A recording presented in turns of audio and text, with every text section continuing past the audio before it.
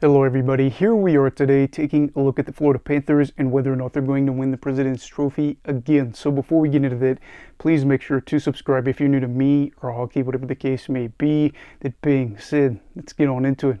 So yes, when we're looking at Florida in this discussion today, we're going to be looking at the competition / schedule, their recent play, and then what winning it would mean again for them. So looking at all this right away, you know that going into recent history, the Florida Panthers have not been the team in the NHL, the most popular, the most sought after club for jerseys and things like that.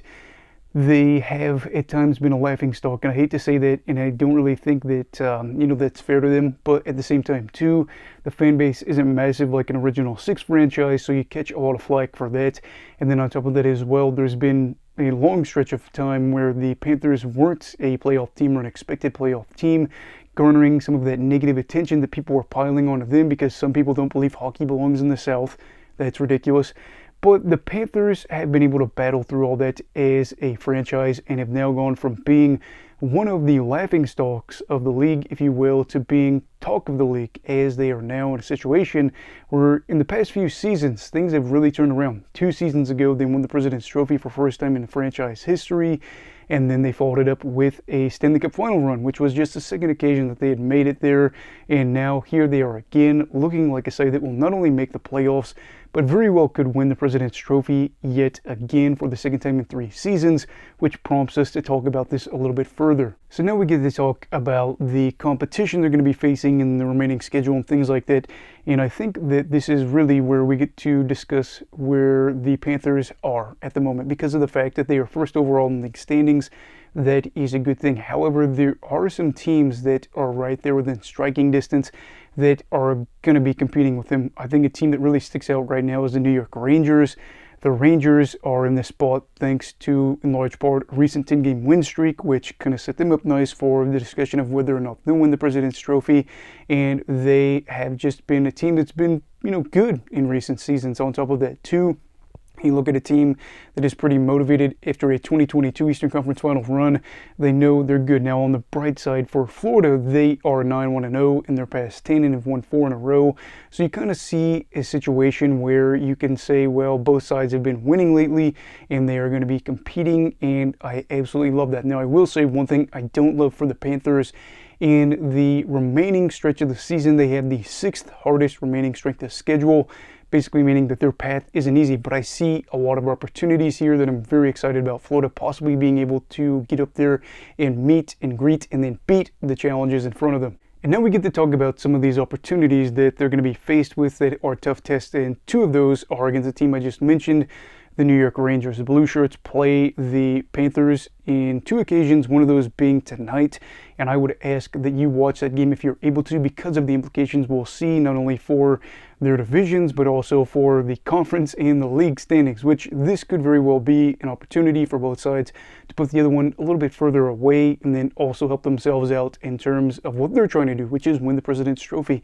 And remember how I said there is competition that isn't just New York. Another team that really sticks out to me here is the Boston Bruins. This is a team that is in the same division as Florida, and they are 2 points back with 1 more game played. The Panthers play Boston 2 games here during the final stretch of the season as well. So with Boston kind of being a side that in recent memory has been really good, historically good, and Florida didn't seem to mind that last season, you are looking for a strong divisional rivalry where this is just going to be so fun to watch these 2 games. And I think that Boston is going to be one of those sides that poses a big threat and is part of this 6th hardest remaining strength of schedule. And for Florida, they have a big opportunity here to thrive, or they have a big chance to fail because of the fact that they're in this division where the Atlantic has a lot of President's Trophy winners in recent years. You could go from winning the President's Trophy to not even winning your division if Boston finishes out the year hot, and they don't. But that is going to be just the fun of getting to watch these final 22 games for the Cats. So now we get to take a look at the recent play and talk a little bit about their numbers, which, of course, if you watch my channel regularly, I'm really excited to do. So when looking at this team in a recent stretch, I have to go back to when they started playing really well And if you look at wins, it is 16 games back. In this time, they've gone 14-2-0 and have been the team with the highest points percentage during that spell. I know that's not really too crazy to consider that out of 16 games, you have 14 wins, but Florida is just looking really good in this time. Now, I will say one thing that does concern me when looking at the numbers over their past 16 games is the 5-on-5 offense. Over the course of the season, they ranked 24th in goals for per 60. Over these past 16 games, they ranked 24th in goals for per 60. So you were thinking that, at least my mindset was going into this stretch, they probably just lit it up at 5-on-5, turned things around. Not necessarily, now their expected goal total is a little bit different, but they still haven't been able to find the back of the net at 5-on-5 play. However, there are some things that I'm really loving here. One of those being that their defensive numbers are good to great in this category at full strength. So 5-on-5 good defensive numbers are something that can kind of help take a little bit of that shoulder, that weight off of your shoulders, I should say, for 5-on-5 action. And for the Panthers, defensively, things have been able to keep things afloat. So if they haven't been able to score a lot of goals at 5-on-5, wherever they've been doing it, it's been on the power play, and that has been a big driving force here in them getting wins. They have been great. They have scored on the man advantage in 14 of these games. I believe the 2 times they didn't were losses. The 1-0 loss to the Carolina Hurricanes, that was a fun game, by the way. That was one of those. And then I believe they lost to the Senators, and they went 0-for-3 in that game as well. So basically, if Florida scores a power play goal in these games, they're winning. The fact, too, that they buried the puck in the back of the net, and 21 out of the 59 opportunities is big. Why? Because that puts their percentage at like 35.6%, which would be first in the league by a healthy margin for the course of the regular season. In fact, Tampa Bay, ironically in the same state of them, is first in the league at the moment for the full regular season in terms of power play percentage, and they sit at about 28.5%. So Florida's been about 7% better than the Lightning have over the course of the season with this recent stretch. I want to emphasize that. So basically nobody's stopping them at the moment. They're getting a lot of power play opportunities. All 16 of these games they've been able to do so, and they've made goalies pay, and they've scored a lot of goals in this time. In fact, they beat up on the Lightning 9-2 in one of those games. So the man advantage has been very, very kind to the Panthers, and is a huge reason that we're talking about this team being in the opportunity that they're in. As for their PK percentage in that time, it sits at 85.7%, which would be good enough for third over the course of the regular season, according to statmuse.com, and that is great. One thing I really don't like is the fact that they've averaged the most minutes on the penalty kill this stretch of 16 games. So I think there's definitely a correlation. I'm not here to point fingers, but there are certainly individuals that are on this team that are scrappy. But at the same time, too, they have got a great knack for being in the box. And some of these players, it's just getting major penalties and things like that. And I get it, the Panthers have a little bit more grit with some of these guys, and I think some other teams do, or are willing to go there, if you will. But just when it comes to playoff time, you cannot be leading that category, but still good PK percentage, great power play percentage. The defensive numbers look good at 5-on-5.